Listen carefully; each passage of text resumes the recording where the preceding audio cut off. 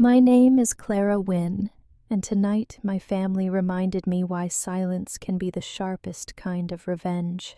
The restaurant was one of those places where candles pretended to be stars and waiters spoke in whispers. My brother Ethan picked it. Of course he did. He liked rooms that made people look up to him literally. I sat across from him, pretending not to notice the way he smirked when the menu prices caught my father's eye. "So, Clara," he said, slicing into his steak before the waiter even walked away. "Still doing that warehouse thing?" His tone made the word warehouse sound like failure. Mom smiled tightly, the kind of smile that hurts more than it comforts. "You should really think about going back for your MBA, honey. Stability matters." I stirred my wine, watched the color shift in the light, and said nothing. I had learned long ago that silence unsettled them more than defense ever could. Ethan leaned back, folding his arms like a man delivering a verdict. "You're too smart to pretend you're doing well. It's okay to admit when something doesn't work. Pretend." The word lingered like smoke. I looked around the table, the perfect family tableau. Polished silver, expensive laughter, years of assumptions piled high like the dessert tray waiting in the corner. No one asked what I'd been building, who I'd become, or how hard I'd fought. They didn't need to. They'd already decided who I was. So I smiled the polite kind and let Ethan believe he'd won. What he didn't know was that the company he'd read about last week, the one Forbes called the future of intelligent logistics, was mine. And tonight he was about to find out. Silverware clinked against porcelain, filling the silence I refused to break. Ethan's voice dominated the table, talking markets, fintech, and his strategic pivot, expecting applause. Dad nodded. Mom smiled, parroting pride she didn't understand. So Ethan said, "How's that startup thing going? Or is it a hobby now?" "It's going," I replied. "Going where warehouses aren't exactly glamorous." Dad tried to smooth it over. "He just wants you stable." Stable. Their favorite word for small. Mom added softly, "You were always so bright. Hard to watch you walk away from everything." "Everything," I said. "You mean what made you comfortable?" The waiter's quiet visit reset the room. I watched Ethan brag about yachts and clients, his voice drowning in his own certainty. I smiled when expected, but inside I was already gone, thinking of Wynn Systems, my company 2 blocks away, alive and thriving. 3 states' government contracts, national retailers. Real work, real risk. Ethan raised his glass. "Come to my firm's event. Might help you meet real investors." I smiled. "Maybe I'll surprise you." He smirked, missing the weight of it. 5 years ago, I'd left their blueprint behind, ditching my MBA, renting a dusty office coding beside humming conveyor belts. Sophie Tran and I built Wynn Systems from nothing, AI-driven inventory tracking that caught national attention. While my family saw rebellion, I was building revolution. Now at this table, their doubt sharpened me. Ethan's smugness was background noise. Then the waiter returned, holding dessert and hesitation. "Sorry," he said, glancing at me. "Are you Clara Wynn?" Silence. "My professor showed us your case study," he continued. "Your adaptive supply chain model, it's changing the industry." He left, but the echo stayed. Wynn Systems. Legend. Ethan stared. "That's you." "Yeah," I said. "That's me." He checked his phone, reading aloud. "Forbes, the woman behind America's smartest warehouses." His jaw tightened. Mom's fork froze. Dad's face drained. Why didn't you say anything Ethan asked? Because you never asked. When the check came, I slid my black card forward. It's on me. Silence deepened, and for once I didn't feel it. Sometimes truth doesn't roar. Sometimes it just walks in wearing your name. Ethan didn't speak for a while after the waiter left, just scrolled through headlines trying to process how the ground had shifted beneath him. Mom was first to recover. Clara, why didn't you tell us? Would you have believed me? I asked. Ethan finally looked up. You sat there all night knowing you're some CEO. I could have said something I said, but you never asked. He pushed his chair back. You love playing the victim, don't you? I don't think about you that much. Dad tried to calm things, but the fracture was already there. For years, Ethan had been their proof of success. Now the mirror cracked, and he didn't know who he was without it. The server laid the receipt in front of me. Thank you, Ms. Wynn. Ethan's gaze flicked to my black card. You think money changes anything? No, I said. It just reveals things. He left to get air. Mom followed. Dad lingered older somehow. I just wanted you to be happy. I am. When they were gone, I stayed watching my reflection in the dark window, steady, unfamiliar free.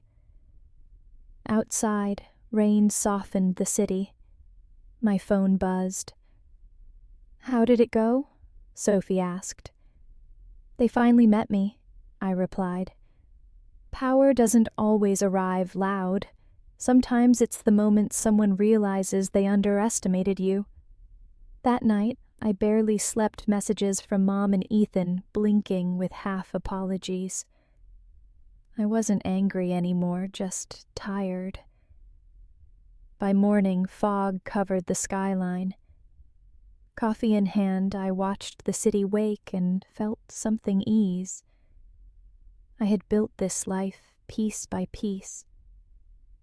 Later, I drove past my parents' house, curtains open, same small routines. I didn't stop. Forgiveness takes distance. Instead, I visited the first warehouse I'd rented. Empty now, but the air still hummed with memory nights of coding, dreaming, surviving. Every cruel remark had been a brick. I'd built something from them. When I stepped outside, the sun cut through clouds. Maybe Sophie was right, I wasn't built for revenge. I was built to endure. And sometimes endurance looks a lot like victory. A month later, they showed up unannounced. I was in the middle of reviewing a proposal when my assistant buzzed through the intercom. Clara, there's a group of people downstairs asking for you. They say they're family. My stomach tightened. Send them up, I said, though part of me already knew I shouldn't. The elevator doors opened, and there they were. Mom, Dad, Ethan, standing awkwardly in the glass lobby of Wynn Systems. They looked small against the backdrop of steel beams and the quiet hum of machines. I couldn't help but notice how different the air was here, still professional, but alive, efficient, certain. Mom was the first to speak. We wanted to see where you work. Her voice trembled between pride and apology. I gestured toward the open floor below. You're looking at it. The tour started in silence. Rows of monitors tracked shipment routes in real time. Robotic lifts moved crates with effortless precision. Engineers greeted me with warm familiarity, the kind that said she built this. Every step we took, I saw their faces shift, realization blooming where doubt had lived for years. This is incredible, Dad whispered. Ethan shoved his hands into his pockets. So this is what you've been doing all this time? I nodded. The thing you called pretending. He flinched. The silence stretched between us again. Mom touched my arm. "We didn't understand, Clara.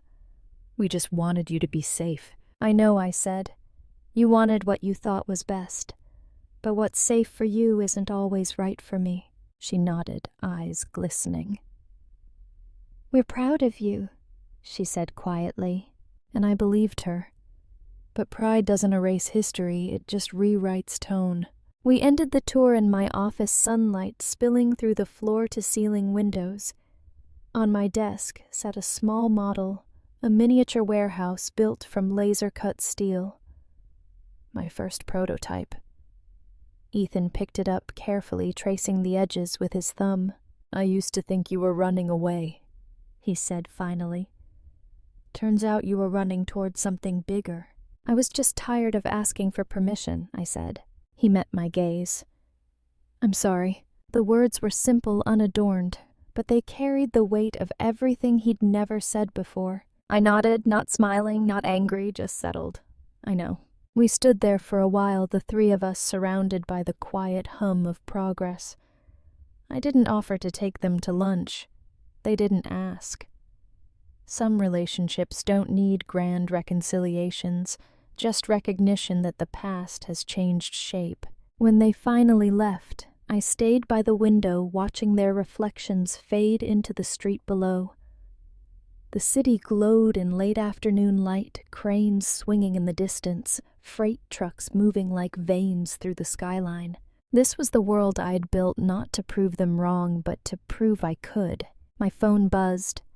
"A message from Sophie, investor dinner tonight, or staying home to breathe?" I smiled. Both I typed back, in that order. Because success isn't a roar. It's the quiet steadiness that comes after the storm, when you realize you've stopped needing to be seen at all. And maybe that's the truest revenge of all peace that doesn't ask to be understood. The city looked different from here. From my office window, the skyline stretched like a blueprint I had once drawn in my head, a vision no one else believed in. The hum of machines from the floor below was steady, familiar grounding. I thought about the night in the restaurant, about the silence that had followed the truth. For years I'd imagined revenge as a grand gesture, something loud enough to shake the people who doubted me. But standing here, I realized that true revenge doesn't echo, it endures. I ran my hand across the miniature model of our first warehouse, the same one Ethan had touched. Its edges were sharp, but balanced, each piece fitting perfectly into another. I'd built it when I had nothing but willpower and a second-hand laptop. Now it sat on my desk like a quiet monument to every "you can't" I had ever heard. Mom's words still echoed faintly. "We just wanted you to be safe." I understood now that safety to them meant sameness. But to me, it had always meant freedom, the ability to stand alone without fear of falling. Outside, sunlight broke through the clouds, catching on the glass of nearby buildings. The reflection shimmered like water bending light the way time bends memory. I smiled, not the polite smile I used to wear at family dinners, but something real effortless. Revenge. I'd learned isn't about proving them wrong. It's about proving to yourself that you were right all along. And as I turned off the lights and walked through the hall lined with the hum of servers and quiet determination, I realized something even simpler. I hadn't just built a company. I had built peace, designed it, engineered it, and lived inside it.